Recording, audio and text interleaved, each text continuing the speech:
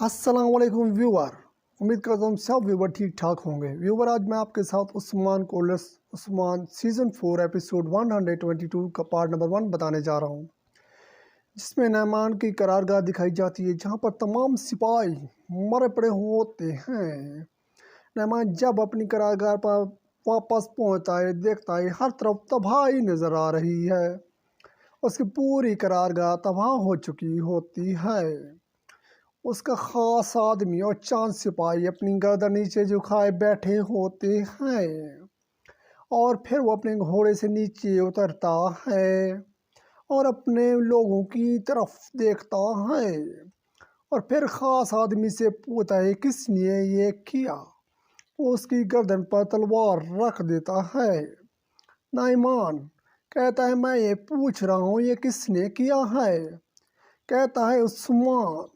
ये सुनते हुए नैमान उसको एक मुक्का मारता है और बाकी बच जाने वाले मंगूल सिपाहियों को मार देता है। नैमान कहता है कि उस्मान तुमको मैं मारूंगा, तुम्हारी मौत मेरे हाथों होगी। शामान नैमान से पूछता है वो ये करके निकल जाएगा।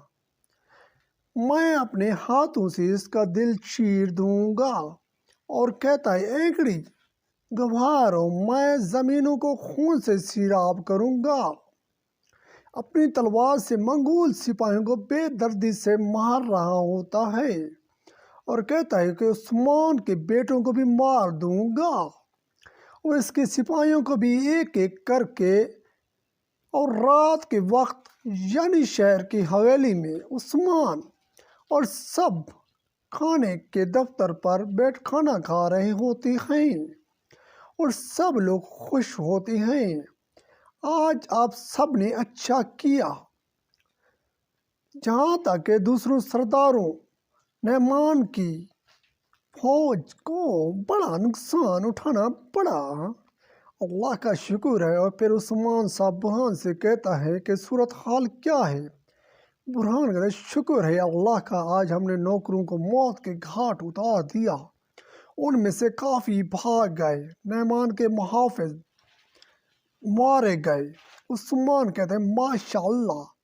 और बैंगी खतून कहती है कि हम इसे फतह कहते हैं, लेकिन इसकी आधी फौज अभी भी खड़ी है। ये एक फतह है, हमने साबित किया है।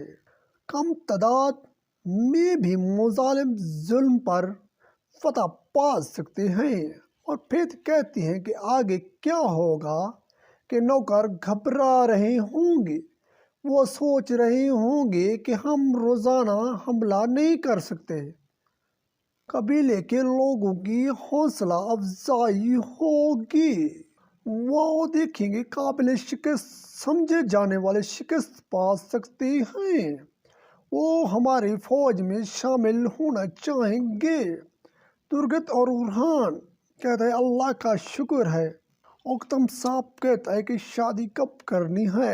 उस्मान साहब हमें तैयारी शुरू करनी चाहिए, लड़की भी यहीं है, मज़ीद इंतज़ार का कोई फ़ायदा नहीं है। शेख आदब अली कहता है कि इस मुक़द्दस महीनों में ये काम पसंद किया जाता है, हमारा रब हमें नसीब फरमाए। इस पर सब कहते हैं आमीन। और दूसरी तरफ सौगात में वालदा सुल्तान कोनिया से वापस आ चुकी होती हैं और एक ख़त पढ़ती हैं, जब हम कोनिया में थे और हमारा एक मंसूबा है, जिसको पढ़कर वालदा सुल्तान को गुस्सा आता है। वालदा सुल्तान कहती हैं कि नैमान यहाँ जल्द आएगा। उस्मान ने शहद के छत्ते में हाथ डाला है। उसने नैमान की करारगाह को तबाह कर दिया है। ये सुनकर जलाली कहता है हमें मुहाफिज बढ़ाने होंगे क्या वालदा सुल्तान। वालदा सुल्तान कहती हैं कि ये तदबीर नैमान को मज़ीद मशकूक कर देगी। वो सवाल करेगा क्या हम उसके साथ हैं या नहीं। इस दौरान नैमान चीखते हुए कमरे में दाखिल होता है और कहता है वालदा اور غصے سے والدہ سلطان کے پاس آتا ہے تو سلجوق کے سپاہی اپنے نیزے نعمان کی طرف کرتے ہیں۔ نعمان غصے سے نیزے کو پیچھے ہٹاتا ہے۔ نعمان کہتا ہے کیا تم بھی شامل ہو؟ عثمان قرارگاہ پر حملہ کرنے والا تھا، کیا یہ تمہیں نہیں پتا تھا؟ والدہ سلطان اپنی سپاہیوں کو کہتی ہے کہ نیچے کرو۔ والدہ سلطان کھڑی ہوتی ہے اور جلالی کو کہتی ہے کہ تلوار میان میں رکھو۔ نعمان والدہ سلطانہ کو کہتی ہے کہ مزاحمت کرنا چھوڑ دو۔ نعمان پہلے میں تم کو اور بعد میں تمہارے بیٹوں کو مار دوں گا اور پھر کونیا کو اور تمہاری باقی زمینوں کو لے لوں گا۔ یہ سن کر والدہ سلطانہ کہتی ہے کہ آپ جب یہاں پہنچے آپ نے عثمان کو دیکھا؟ والدہ سلطان عثمان گھاس کی طرح ہے، جب وہ ساتھ ہوتا ہے وہ ہم سب کو زہر دیتا ہے، اس کی ہمارے درمیان کوئی جگہ نہیں ہے۔ اور پھر کہتے ہیں کہ مزاحمت نہیں ہوگی، لیکن میں عثمان صاحب کی طرف سے ذمہ دار نہیں ہوں۔ یہ سن کر نعمان کہتا ہے جب پہاڑ کی چوٹی پر گدھا مر جاتا ہے اس کی مالک گھر سے بھی بدبو آتی ہے۔ نعمان کہتا ہے کہ آپ عثمان صاحب کی کیا قیمت چکاؤ گی؟ والدہ سلطان میں کوئی قیمت نہیں چکاؤں گی، یقین کرو مجھے تم سے زیادہ عثمان سے نفرت ہے۔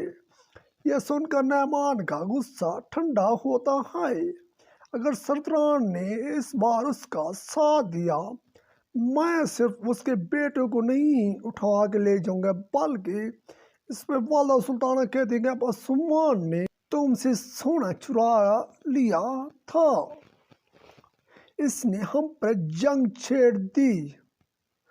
جب سلطان کو معلوم ہوگا کہ وہ یہ بھی جان لیں گے کہ عثمان نے ان کے بیٹوں کو مارنے کی کوشش کی۔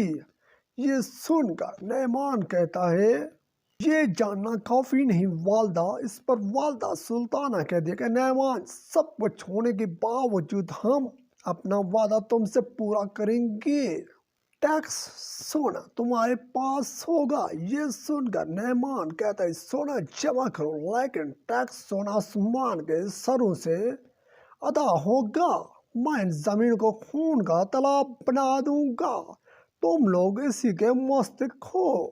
تو دوستوں کے ویڈیو اچھے لگے تو چینل کو سبسکرائب